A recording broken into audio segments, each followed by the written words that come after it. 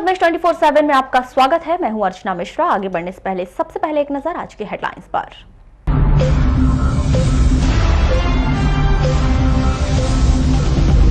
वारासिवनी और लांजी में हुई सड़क दुर्घटना में 2 लोगों की हुई मौत। ओलावृष्टि से जिले की 4 तहसील के 80 गांव की 6000 हेक्टेयर में लगी फसल प्रभावित। 3 मार्च के बाद नगरपालिका चुनाव का हो सकता है ऐलान, लग सकती है आचार संहिता। 22 फरवरी से खुल जाएंगे हाई स्कूल, हायर स्कूल और कॉलेज के छात्रावास। प्रदेश महिला कांग्रेस के अध्यक्ष ने कार्यकर्ता सम्मेलन को किया संबोधित, चुनाव के लिए दिए विशेष टिप्स। जिले में नहीं थम रहा वन्य प्राणियों के शिकार का सिलसिला, चाचेरी गांव के चीतल का शिकारी गिरफ्तार, 4 फरार। और अब खबरें विस्तार से। लांजी तहसील के लांजी देवरवेली मार्ग पर ग्राम धारमारा और केराटोला के बीच एक भीषण सड़क हादसा हो गया, जिसमें 48 वर्षीय युवक की मौके पर ही मौत हो गई। मृतक सोहन प्रसाद पांडे जो बेलगांव सोसाइटी में सेल्समैन के पद पर कार्यरत थे। जानकारी के अनुसार 18 फरवरी को सुबह 10:30 बजे जब वो अपने गृह ग्राम घोटी से बेलगांव के लिए मोटरसाइकिल से निकले तो रास्ते में धारमारा से केराटोला के बीच बोलेरो वाहन से जबरदस्त टक्कर मार दी, जिससे मोटरसाइकिल चालक सोहन प्रसाद पांडे की मौके पर ही मृत्यु हो गई। वहीं तेज रफ्तार बोलेरो वाहन भी पलट गया। इस घटना के दौरान बोलेरो वाहन में कुछ लोग सवार थे, जिसमें 2 लोगों को चोटें आई है। घटना के उपरांत बोलेरो वाहन चालक मौके से फरार हो गया।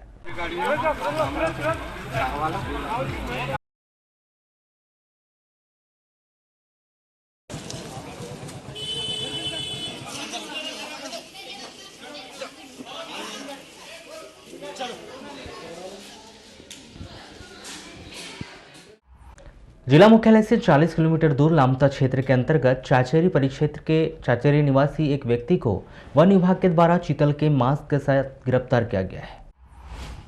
चाचेरी के परिक्षेत्र सहायक सौरभ चौबे ने बताया कि मुखबिर की सूचना पर यहां कार्रवाई की गई। इस दौरान आरोपियों के घर पर दबिश दी गई।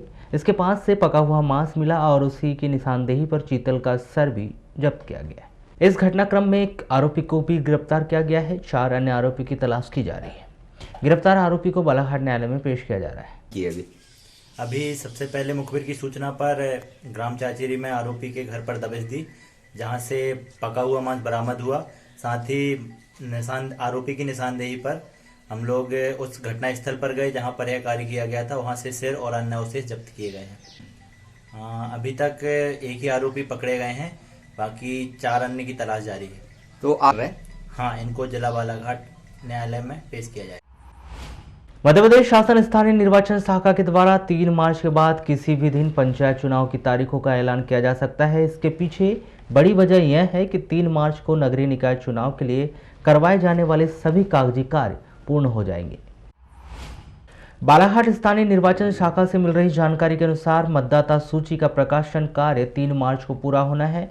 उसके बाद नगर पालिका चुनाव का कार्य संपादित किया जाना है, जिसकी तारीखों का ऐलान वरिष्ठ स्तर से भी किसी भी समय किया जा सकता है। अभी तो संक्षिप्त परीक्षण कार्य चालू है। सभी दावे आपत्ति जिनको नाम जोड़ना, नाम काटना, संशोधन के फॉर्म लिए गए हैं, उनकी एंट्री का कार्य अभी कंप्यूटर में चालू है। ये एंट्री कंप्लीट होने के बाद 3 मार्च को फाइनल मतदाता सूची का पब्लिकेशन हो जाएगा, जो आम जनता के लिए उपलब्ध रहेगी, जिसमें के आधार पर आगामी नगर पालिका चुनाव का कार्य संपादन होना है। तो ये इलेक्ट्रॉनिक वोटिंग मशीन से चुनाव कार्य संपन्न होगा नगर पालिका। यही नहीं, पंचायत चुनाव की प्रक्रिया भी नगर पालिका चुनाव की तरह साथ ही करवाई जा रही है, लेकिन अनुमान यही लगाया जा रहा है कि पहले नगर पालिका चुनाव संपन्न करवाए जाएंगे, उसके बाद ही पंचायत के चुनाव होंगे। चुनाव डिक्लेयर तो मार्च में संभावना है कि चुनाव डिक्लेयर हो जाएगा। पंचायत का तो अभी तैयारी चालू है, पर पंचायत का नहीं कहा जा सकता क्योंकि नगर पालिका की संभावना है। वोटर लिस्ट का काम तो पंचायत नगर पालिका दोनों साथों साथ चल रहा है। हमारी दोनों मतदाता सूचियाँ 3 मार्च को पब्लिकेशन हो जाएगा, तो उसमें चुनाव करवाए जा सकते हैं, पंचायत और नगर पालिका दोनों। मध्य प्रदेश शासन गृह मंत्रालय के द्वारा राज्य सरकार के अन्य विभागों में होमगार्ड की तैनाती पर अब विभागों को कोई राशि नहीं देनी पड़ेगी। मध्य प्रदेश होमगार्ड अधिनियम 29 में संशोधन कर दिया गया है।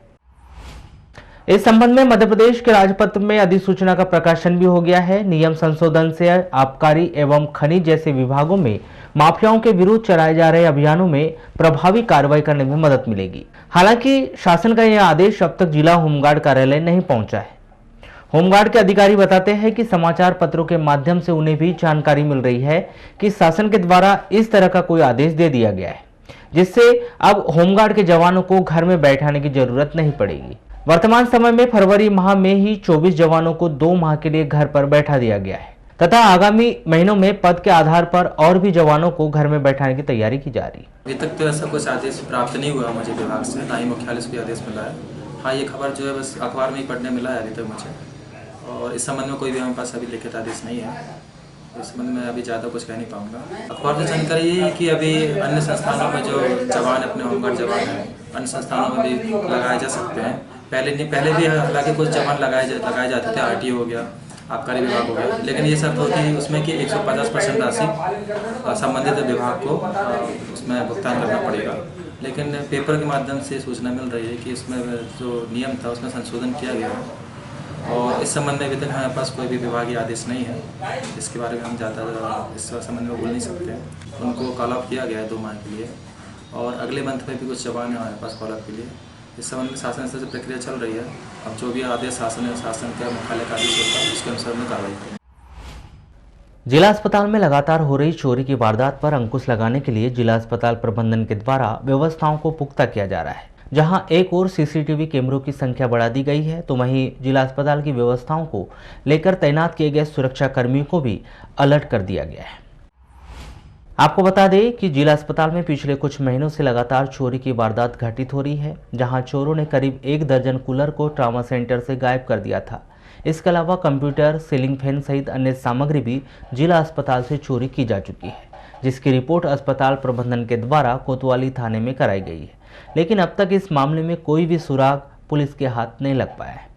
इस संदर्भ में दूरभाष पर चर्चा के दौरान RMO अरुण लांजेवार ने बताया कि जिला अस्पताल में बढ़ती चोरियों को देखते हुए सुरक्षा के पुख्ता इंतजाम किए जा रहे हैं। जहां एक और CCTV कैमरों की संख्या 10 से बढ़ाकर 40 कर दी गई है, वहीं कैपेसिटी भी हार्ड डिस्क के माध्यम से बढ़ा दी गई है। इसके अलावा जिला अस्पताल में तैनात 16 सुरक्षा कर्मियों को अलर्ट कर दिया गया है और रात्रिकालीन सुरक्षा को लेकर अतिरिक्त सुरक्षा गार्डों की सेवाएं ली जा रही है, ताकि इस प्रकार की घटनाओं की पुनरावृत्ति न हो। महिला कांग्रेस प्रदेश अध्यक्ष मांडवी चौहान का 18 फरवरी को नगर आगमन हुआ। सर्किट हाउस में आयोजित प्रेस वार्ता के दौरान महिला कांग्रेस प्रदेश अध्यक्ष मांडवी चौहान ने कहा कि भोपाल में 7 मार्च को अंतर्राष्ट्रीय महिला दिवस पर एक राज्य स्तरीय सम्मेलन का आयोजन किया जा रहा है, जिसकी तैयारियों को लेकर उनके द्वारा विभिन्न जिलों का दौरा किया जा रहा है। इसी कड़ी में वह आज बालाघाट पहुंची है।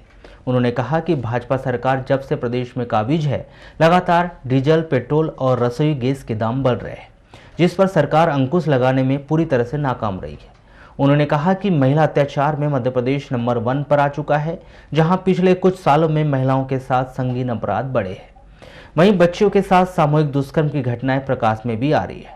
महिलाओं के साथ होने वाले अत्याचार का ग्राफ तेजी के साथ बढ़ रहा है और कोई भी जिला इन घटनाओं से अछूता नहीं रहा है। उन्होंने कहा कि मुख्यमंत्री शिवराज सिंह चौहान बेटियों को पूजने और उनका सम्मान करने की बात कहते हैं। जब बेटियां ही नहीं बचेंगी तो वह किसका सम्मान करेंगे। उन्होंने कहा कि बेटी पढ़ाओ बेटी बचाओ की बात की जाती है, लेकिन मध्य प्रदेश में बेटियां सुरक्षित ही नहीं है। वहीं किसान आंदोलन के संदर्भ में उन्होंने कहा कि केंद्र सरकार के द्वारा जो अध्यादेश लाए गए हैं उसको लेकर किसान आंदोलित है और हम किसानों का समर्थन करते हैं।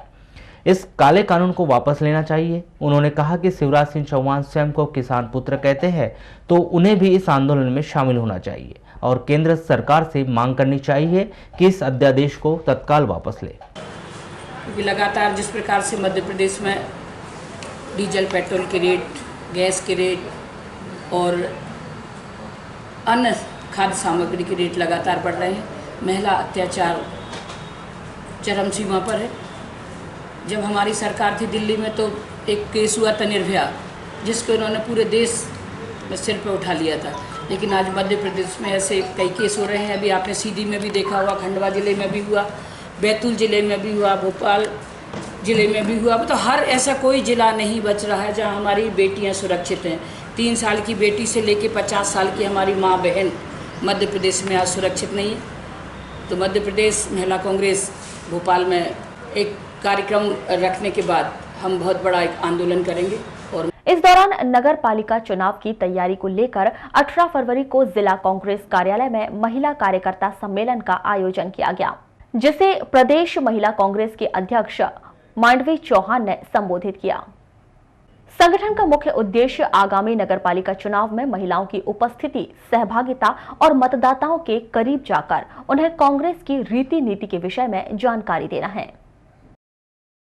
न हमारे घर सुरक्षित, न स्कूल सुरक्षित, न हॉस्टल सुरक्षित, तो हम सबको मिलकर एक बीड़ा उठाना होगा, उस शिवराज को हमें उखाड़ना होगा, उनकी कुर्सी से उखाड़ फेंकने के लिए मध्य प्रदेश में हमें 8 मार्च को इतनी संख्या में महिलाओं को पहुंचना होगा कि हम बता दें उनको कि ये माताएं, बहनें, दुर्गा है, लक्ष्मी है, सरस्वती है, ये जब कुर्सी पर बैठा सकती है तो तुम उतार भी सकती है। इस कुर्सी तुम्हारी अभी बेईमानी की कुर्सी है, खरीद फरोख्त की कुर्सी है। महिला कांग्रेस की प्रदेश अध्यक्ष मांडवी चौहान का लालबर्रा और बालाघाट में स्वागत हुआ। इस दौरान उन्होंने दोनों ही स्थान पर महिला कार्यकर्ताओं को संबोधित किया। वारासिवनी नगर के कॉलेज चौक में गुरुवार को ट्रक और बाइक की टक्कर हो गई, जिसमें बाइक सवार सौरभ डहरवाल की मौत हो गई। प्राप्त जानकारी के अनुसार मृतक सौरभ पिता महेश डहरवाल, वार्ड नंबर 1 वारासिवनी निवासी, गुरुवार को अपने कार्य से कॉलेज गया था, जहां से वह कॉलेज के सामने स्थित फोटोकॉपी दुकान में पार्ट टाइम काम करता था।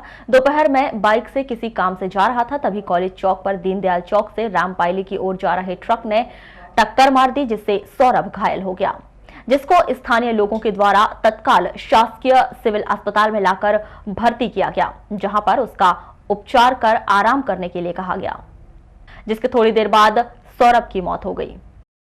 ये मेरे पास में एक ट्रक से एक्सीडेंट हुआ है, ट्रक और बाइक का। ये बाइक पे जा रहा था, तो 5 बजे ये केस आया मेरे पास में घायल अवस्था में। और क्या नाम है सर इसका? इसका नाम सौरभ, पिता महेश डहरवाल, उम्र 18 वर्ष, वार्ड नंबर 1 वारासिवनी का रहने वाला है। सर लाए थे तो डेथ हो गई थी? नहीं, लाए थे तो बहुत अच्छी हालत में था, ये कोई ऐसा बड़ा प्रॉब्लम नहीं था, सिर्फ चोटें थी इसको। इसके बाद हम प्राथमिक उपचार किए और भर्ती कर दिए इसको।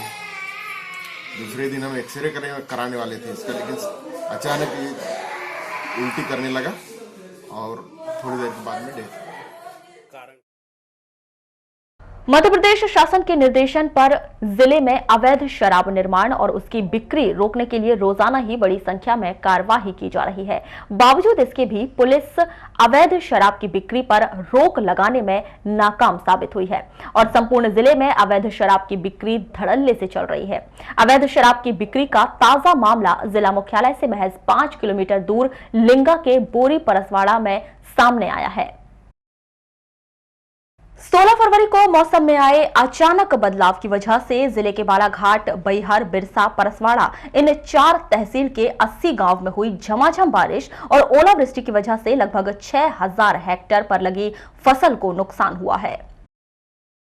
कृषि विभाग द्वारा किए गए प्रथम सर्वे के अनुसार जिले में रबी के लिए लगाई गई उड़द, मूंग, गेहूं, चना की फसल सबसे ज्यादा प्रभावित हुई है। हालांकि यह आंकड़ा और अधिक बढ़ सकता है क्योंकि प्रथम दृष्टया यह सर्वे किया गया है। ओलावृष्टि के 3 दिन बाद नुकसान का सही आकलन लगाया जाता है।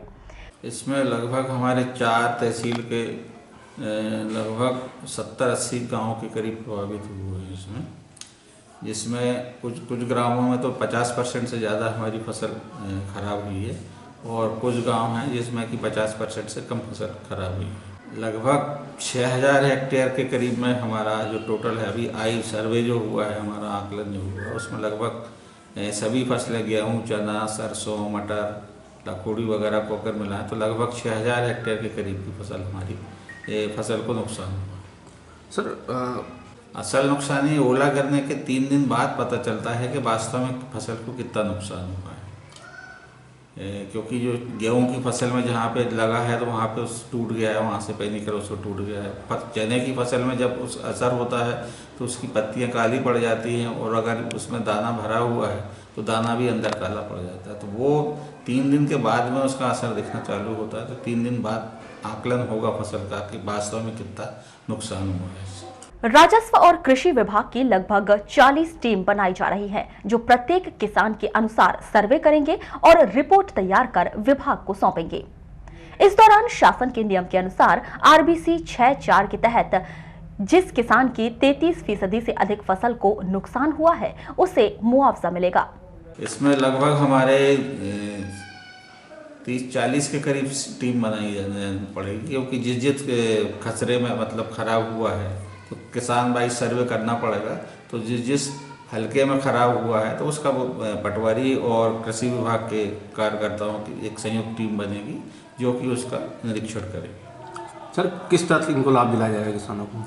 इनको आरबीसी 6(4) के अंतर्गत जो बनता है शासन के द्वारा निर्धारित मापदंड, उसका लाभ इनको मिलेगा। जिनकी 33% से अधिक फसल खराब हुई है उनको फ़ायदा मिलेगा। 33% से अधिक जितने भी हैं, 33% से अगर कम खराब हुई है तो उसको आरबीसी 6(4) का फ़ायदा नहीं मिलेगा। उसमें आरबीसी 6(4) में ये है प्रावधान है कि अगर फसल की क्षति 33% से अधिक अगर होगी तो मिलेगा, अगर 33% से कम है तो नहीं मिलेगा। उसमें 3 कैटेगरी उन्होंने बनाई हुई है शासन ने, 33% से लेकर 50% और 50% से अधिक। सर, कब तक प्रकरण तैयार हो जाएंगे इसका 1 वीक में हो जाएगा इसका। प्रदेश के सीधी जिले में एक दिन पहले हुई देवरा तक बस दुर्घटना को संज्ञान में लेते हुए मध्य प्रदेश शासन द्वारा सभी जिला परिवहन अधिकारियों को सख्ती से बसों के परमिट चेक करने के लिए आदेशित किया गया है। इसी कड़ी में 18 फरवरी को जिला परिवहन अधिकारी अनिमेश गढ़पाल द्वारा 14 बसों पर चालानी कार्यवाही की गई। दूरभाष पर हुई चर्चा के दौरान जिला परिवहन अधिकारी अनिमेश गढ़पाल ने बताया कि 18 फरवरी को वारासिवनी और कटंगी रोड पर चलने वाली बसों का औचक निरीक्षण करते हुए जांच की गई। इस दौरान 14 बसों का द्वारा फिटनेस सर्टिफिकेट नहीं होने पर उन पर 36,000 का जुर्माना किया गया, वहीं 60,000 टैक्स वसूली किए गए।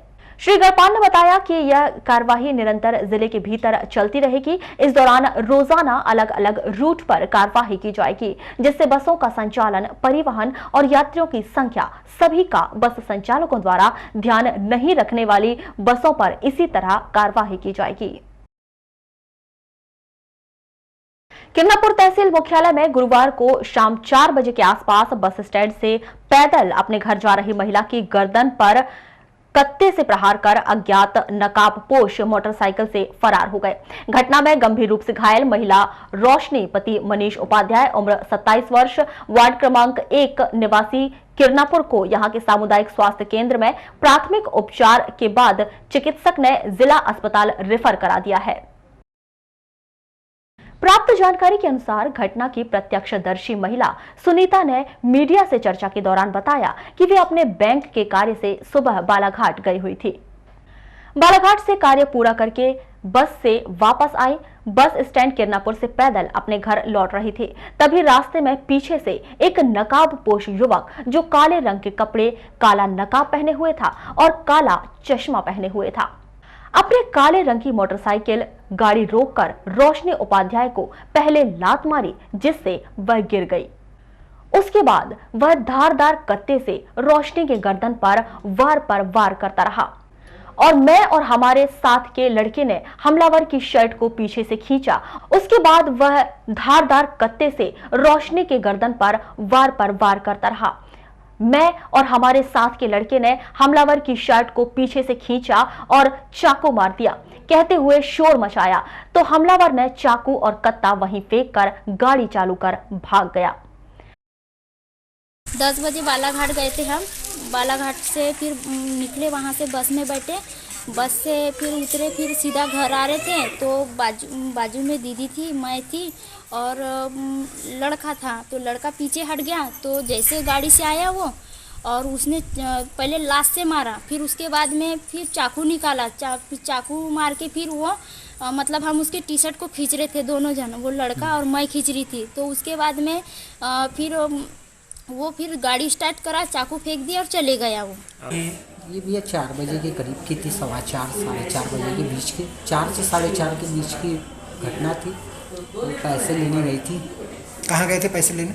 बालाघाट गई थी वो, बच्चे थे वो थी, और एक बालक और गया था साथ में। अच्छा। तो मेरे 2 बालक और एक बच्चा और गया था साथ में, और 1-2 लोग भी गए थे साथ में, सब लोग वहाँ गए हुए थे। मध्य प्रदेश शासन जनजातीय कार्य विभाग मंत्रालय भोपाल द्वारा कोरोना वायरस संक्रमण की वजह से जारी की गई लॉकडाउन के बाद बंद किए गए जिले भर के छात्रावास को खोले जाने के आदेश दे दिए गए हैं। आदेश के अनुसार 22 फरवरी से जिले के सभी हाई स्कूल, हायर सेकेंडरी और विद्यालय छात्रावास खोल दिए जाएंगे। जनजातीय कल्याण विभाग के सहायक आयुक्त सुधांशु वर्मा ने बताया कि जिले के भीतर 55 विद्यालय, हाई स्कूल और हायर सेकेंडरी छात्रावास हैं। इसी तरह 8 महाविद्यालय छात्रावास से जिनको खोला जाएगा। कोरोना वायरस संक्रमण गाइडलाइन के तहत सभी छात्रावास में सोशल डिस्टेंसिंग और सैनिटाइजर का उपयोग अनिवार्य होगा। यहाँ छात्रावास खोलने के निर्देश ये कल शाम को जारी हुए हैं। 22 फरवरी से छात्रावास खोले जा रहे हैं। छात्रावास अभी जो खोले जा रहे हैं वो कक्षा 10वीं और 12वीं के लिए विद्यार्थियों के लिए खोले जा रहे हैं, और इसके अलावा जो महाविद्यालयीन छात्रावास हैं तो उन महाविद्यालयीन छात्रावास को महाविद्यालयीन विद्यार्थियों के लिए खोले जा रहे हैं। सर, किस तरीके की व्यवस्था की जाएगी वहाँ पर? छात्रावास खोलने के लिए जो निर्देश जारी किए गए हैं वो ये किए गए हैं कि एक तो 22 तारीख से वो छात्रावास खोलें, बच्चों को वहाँ प्रवेश कराएं, और इसके अलावा कोविड का जो प्रोटोकॉल है उसका वो पालन करें, जिसमें प्रत्येक छात्रावास में साबुन और हाथ धुलने के लिए पानी, इनकी व्यवस्था रहे, और विद्यार्थियों को बार बार ये समझाया जाए, जो छात्रावासी छात्र हैं, कि वो समय समय पर अपना हाथ धुलते रहें। कहीं बाहर गए, बाहर से अंदर आए तो हाथ धुलें, और उनके जो बिस्तर है, पलंग है, वो थोड़ा दूर दूर लगाए जाएँ जो है, क्योंकि वैसे जिले के अग्रणी शिक्षण संस्थान जटाशंकर त्रिवेदी महाविद्यालय के भीतर बिना यूनिफॉर्म के छात्र छात्राओं को प्रवेश नहीं मिलेगा। ये आदेश महाविद्यालय के प्राचार्य डॉक्टर गोविंद सिरसाठी ने जारी कर दिए हैं और उसका सख्ती से पालन करने के लिए निर्देश दिए गए हैं। इस आदेश के पीछे बड़ी वजह यह है कि जटाशंकर त्रिवेदी महाविद्यालय में बीते दिनों से असामाजिक और आवारा तत्वों का अड्डा बन चुका है, जिस कारण सुरक्षा कर्मियों से लेकर छात्र छात्राओं को भी परेशानियों का सामना करना पड़ रहा था। बीते दिनों विश्व हिंदू परिषद द्वारा इस बात को उठाते हुए प्रभारी प्राचार्य को ज्ञापन सौंपा गया था। इन सब बातों को ध्यान में रखते हुए छात्र छात्राओं को भी निर्देशित किया गया है कि यदि वे कॉलेज के भीतर प्रवेश करना चाहते हैं तो यूनिफॉर्म पर ही आए। की बहस करके जाते थे कि हम लोगों को जाने क्यों नहीं दे रहे हैं, हम लोग कॉलेज के स्टूडेंट पुराने रह चुके हैं, और कुछ बोलते थे, गाली गलौज भी करके चले जाते थे। इस वजह से हम लोगों ने भी प्रिंसिपल सर को बोले कि सर थोड़ा सा वो करना है। कभी व्यवस्था में सुधार हुआ है कि नहीं हुआ? कुछ तो हो गया है, मगर कुछ अभी भी हैं ऐसे कि जो आते हैं विवाद उत्पन्न करके जाते हैं। ऐसा है, अब कुछ दिनों में शायद पूरी तरह से सही हो जाएंगे। महाविद्यालय प्रशासन ने ये अनिवार्य कर दिया कि ड्रेस कोड में ही लागू किया गया, और ड्रेस में बच्चों को आना अनिवार्य है, और जो बच्चे किसी कारण से ड्रेस पहन करके नहीं आते उन्हें प्रवेश जो है वो नहीं दिया जाता। लेकिन सर आए दिन सर विवाद की स्थिति बनी रहती है। विवाद की स्थिति ऐसे बनती है कि कोई बच्चे किसी न किसी कारण बताते हैं कि आज हमारे पास में पैंट नहीं है, आज हमारे पास शर्ट नहीं है, तो ये स्थिति बनती है। लेकिन उनको ये समझाइश दी गई है कि आपको ड्रेस में ही आना है और बिना ड्रेस के अलाउ नहीं किया जाए। सर क्या रणनीति बनाई जा रही है सर ऐसे छात्रों के लिए जो जिस तरीके से सिविल में आ रहे हैं? नहीं, उन्हें प्रवेश नहीं दिया जा रहा है, मतलब वो, और उसके बाद वो अपने यूनिफॉर्म पहन के आ जा रहे हैं तभी प्रवेश दिया जा रहा है। तो सर अगर जो नहीं आ रहा है सब बहस कर रहे, विवाद कर रहे हैं, सर क्या उस पर कठोर कार्रवाई की जाएगी? नहीं, उसके ऊपर अगर वो अनुशासन तोड़ता है तो उस पर निश्चित ही कठोर कार्रवाई की जाएगी। बुलेटिन के अंत में एक बार फिर नजर डालते हैं आज के हेडलाइंस पर।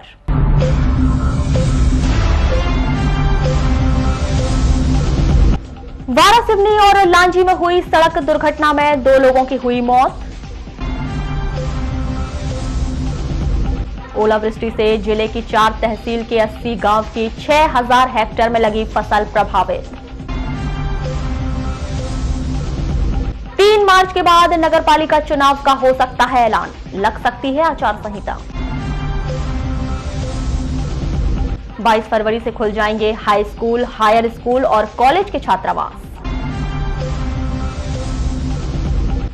प्रदेश महिला कांग्रेस की अध्यक्ष ने कार्यकर्ता सम्मेलन को किया संबोधित, चुनाव के लिए दिए विशेष टिप्स। जिले में नहीं थम रहा वन्य प्राणियों के शिकार का सिलसिला। चाचेरी गांव के चीतल का शिकारी गिरफ्तार, 4 फरार। तो ये थी अब तक की खास खबरें। अगली न्यूज बुलेटिन के साथ फिर मुलाकात होगी, तब तक के लिए नमस्कार।